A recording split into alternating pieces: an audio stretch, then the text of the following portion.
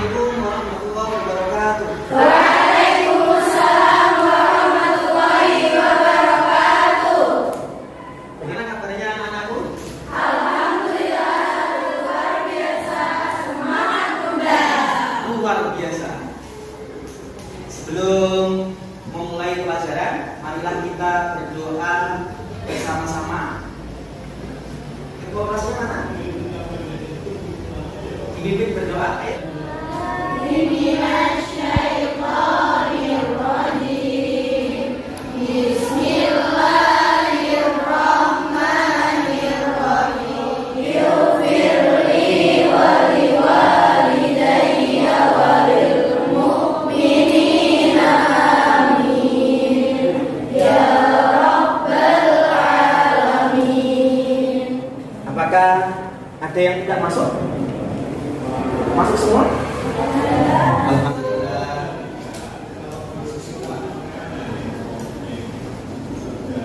Sebelum memulai pelajaran yang kemarin adalah menghafal surat An-Nahl. Apakah masih hafal surat An-Nahl? Alhamdulillah. Coba bersama-sama membaca surat An-Nahl dengan khusyuk dan dengan tartil.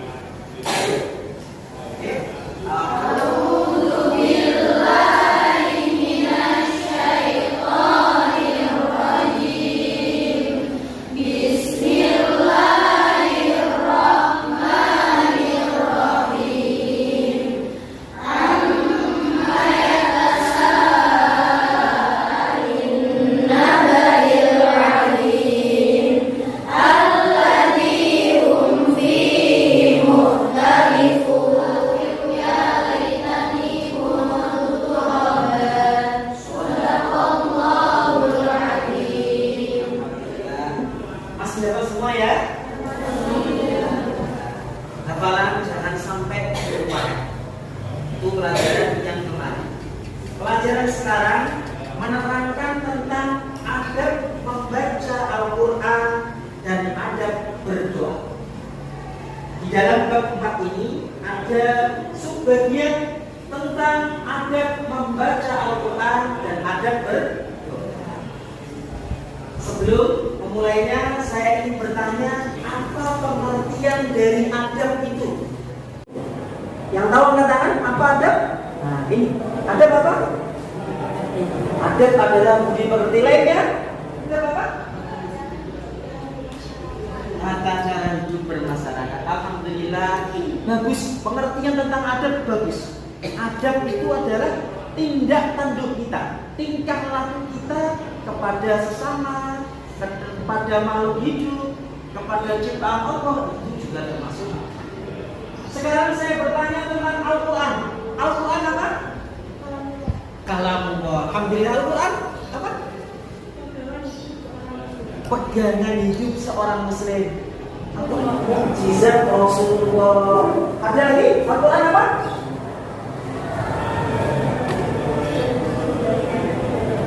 Yang membacanya mendapatkan pahala. Alhamdulillah, luar biasa.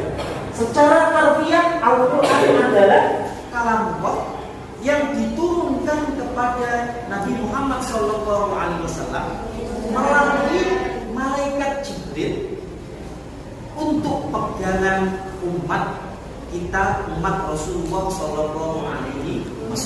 Itu adalah Al-Quran. Sekarang berdoa. Ada yang tahu apa itu berdoa? Nah itu berdoa apa? Seseorang kepada Tuhan. Gimana? Permintaan seseorang kepada Tuhan. Permintaan seseorang kepada Tuhan. Ini apa lagi? Permohonan manusia. Dan Inti dari ibadah. inti dari ibadah. Alhamdulillah, sudah bisa mengerti makna daripada adab Al-Quran dan berdoa. Sekarang Ustaz mau melanjutkan tujuan pembelajaran pada pagi hari ini. Ya.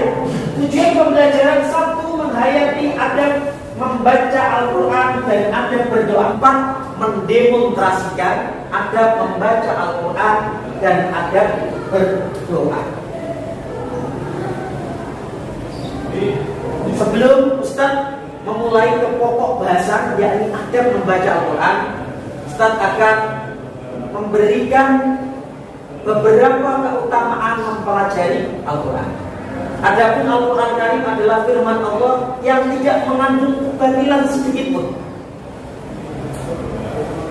Al-Quran adalah kitab pedoman dan petunjuk jalan yang lurus, memberikan bimbingan kepada umat manusia di dalam menempuh perjalanan hidupnya agar selamat di dunia dan akhirat dan dimasukkan dalam golongan orang-orang yang mendapatkan rahmat dari Allah Ta'ala. Untuk itu tiada ilmu yang lebih utama untuk dipelajari oleh seorang muslim melebihi keutamaan mempelajari Al-Quran. Sebagaimana sabda Rasulullah SAW, "Khairukum man ta'allama al-Qur'ana wa 'allama." Sebaik-baiknya adalah orang yang mempelajari Al-Quran dan mau mengajarkannya. Itu adalah keutamaan mempelajari Al-Quran. Sekarang ada membaca Al-Quran. Ketika kita membaca Al-Quran, maka seorang muslim perlu memperhatikan adab-adab berikut ini untuk mendapatkan kesempurnaan di dalam membaca Al-Quran. Yang pertama adalah membaca dalam keadaan suci, duduk yang sopan dan tenang. Yang pertama, ketika membaca Al-Quran harus tubuhnya punya wudu. Tidak boleh kita baca Al-Quran nggak punya wudu. Duduk yang sopan, terus tenang. Nggak boleh baca Al-Quran cepat-cepatan. Jadi harus tenang, harus dalam keadaan suci. Kalau batal ya wudu. Kalau perempuan dalam keadaan haid, maka tidak boleh membaca Al-Quran dengan niatan membaca. Niatnya harus berzikir. Di dalam Al-Quran seorang dianjurkan dalam keadaan suci, namun diperbolehkan apabila dia membaca dalam keadaan terkena najis. Imam Halamen adalah murid daripada Imam Ghazali, berkata, orang yang membaca Al-Quran dalam keadaan najis, dia tidak dikatakan mengerjakan hal yang makruh, akan tetapi dia meninggalkan sesuatu yang haram. Yakni boleh tapi meninggalkan hal yang utama. Ini di kitabnya Imam Nawawi At-Tibyan halaman 58-59. Yang kedua, membaca dengan pelan, tartil, tidak cepat agar dapat menghayati ayat yang dibaca. Rasulullah bersabda, siapa saja yang membaca Al-Quran hatam kurang dari 3 hari, berarti dia tidak memahami Al-Quran. Yang disebutkan pocong, yang penting membaca terus dia tidak menghayati ayat Al-Quran. Rasulullah memerintahkan Abdullah ibnu Umar. Abdullah ibnu Umar itu adalah putra daripada sahabat Umar ibnu Khattab, untuk menghatamkan Al-Quran setiap 1 minggu, yakni 7 hari. Hadis ini diriwayatkan Bukhari dan Muslim. Sebagaimana yang dilakukan Abdullah ibnu Mas'ud, Utsman bin Affan, Zaid bin Sabit, mereka menghatamkan Quran dan seminggu sekali. Juga ada sahabat Imam Syafi'i, beliau menghatamkan lebih daripada 1 kali di dalam 1 hari. Itu sebab apa? Imam Syafi'i sudah bisa menghayati Al-Quran. Kalau kita belum bisa menghayati Al-Quran, yang penting membaca pelan-pelan, membacanya tidak cepat-cepat, itu kita. Kalau sudah levelnya naik, baru.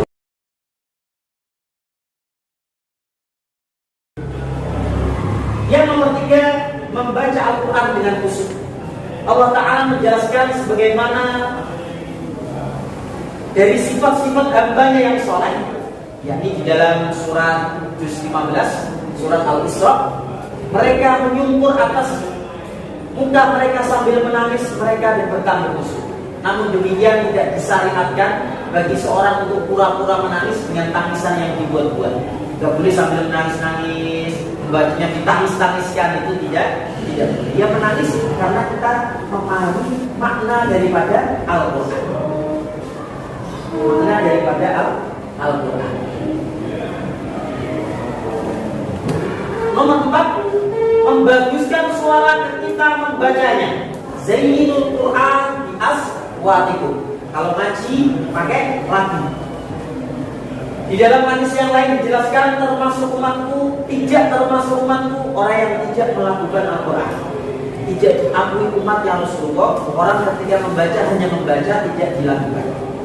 Itu juga ada hadisnya. Maksud hadis ini adalah membaca Al-Quran dengan susunan bacaan yang jelas, terang makhraj hurufnya, panjang pendek bacaannya, tidak sampai keluar dari ketentuan kaidah.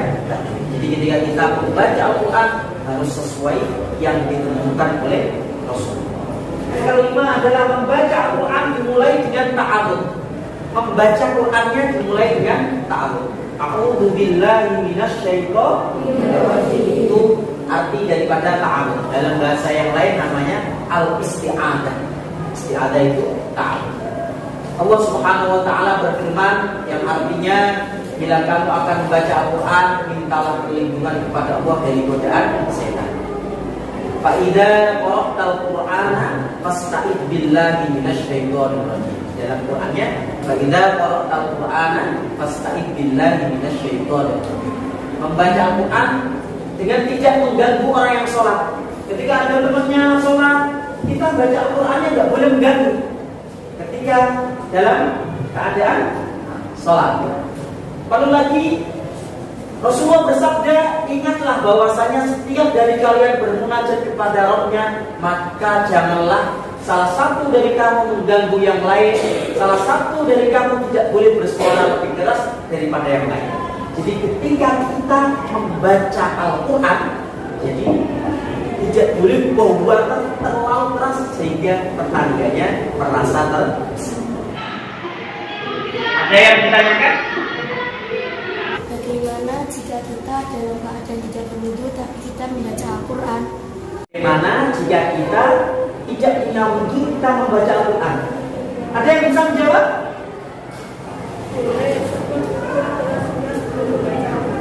Boleh, sebab wudu adalah sunnah sebelum membaca Al-Quran. Ada yang lain?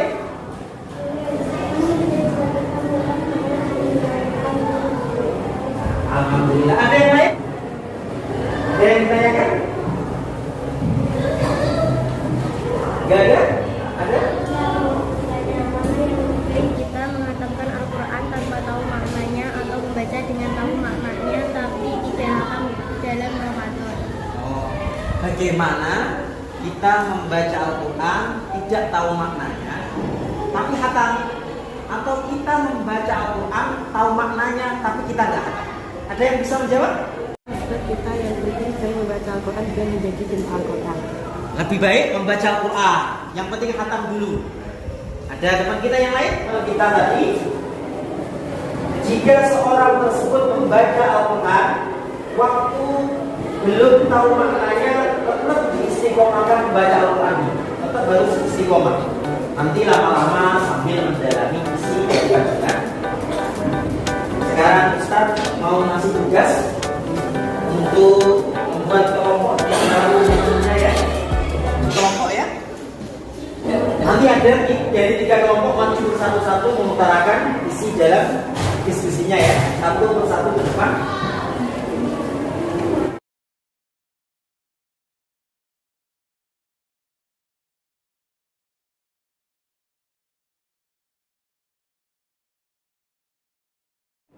Siapa yang mewakili dari kelompok 1? Siapa yang mewakili dari kelompok 2? Dan siapa yang mewakili dari kelompok 3? Nanti maju satu persatu. Sekarang kelompok 1 dulu, maju ke depan. Siapa yang mewakili?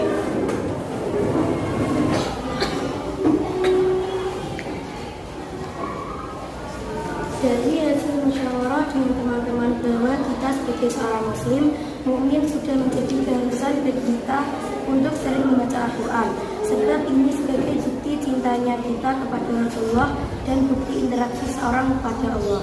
Luar biasa, alhamdulillah. Sekarang kelompok 2, siapa yang maju?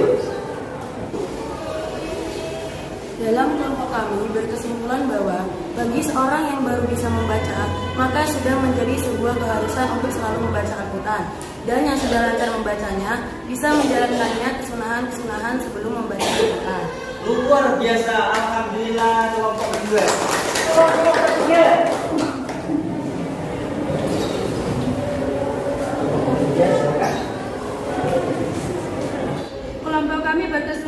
bahwa bagi seorang yang sudah bisa membaca maupun belum bisa membaca Al-Quran, tetap disunahkan untuk selalu menjaga adab-adab sebelum membaca Al-Quran.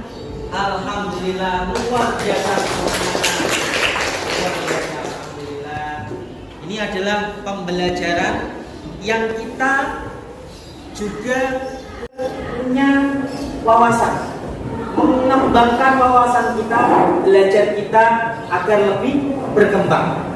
Jadi kita juga belajar, bukan Pak Guru saja yang mengajar, tapi ada di antara anak-anakku ini juga bisa mengungkapkan apa yang ada di dalam hati.